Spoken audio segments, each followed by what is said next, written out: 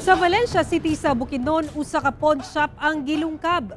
Samtang ginasubay na sa otoridad kung kinsa ang mipusil sa magkapuyo kung asa ang lalaki patay sa hitabo. Dugang detalye sa report ni Cyril Chavez.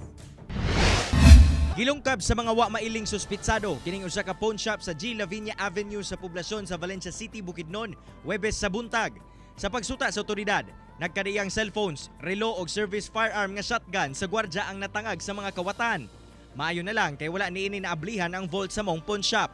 Nagpahigayon na og fingerprint lifting ang otoridad sa lugar ug gisubay ang mga CCTV nga posibleng makatabang sa pagsulbad sa kaso. Sa pagkakaroon ng investigation lang yun kay gibasihan na mo sir ang nabayin sa job ba o wala kay ang bolt ng god wala man god na hilaptan. Samtang padayon ang investigasyon sa kapulisan aron masuta ang nagpaluyo sa pagpusil sa usa ka magkapuyo sa Purok 3-A Barangay Poblasyon sa Valencia City gihapon. Dead on arrival sa ospital ang biktimang si Pepe Paring, 41 anyos, samtang anana sa luwas nga kahimtang ang kapuyo niini nga si Marlene Yaba, 39 anyos. Na-recover na sa otoridad ang mga basiyo sa bala sa lugar ug gipailuwom na kini sa ballistic investigation. Natay person of interest still we are conducting investigation and ang medical bulletin sa babae stable naman siya sa iyang kondisyon.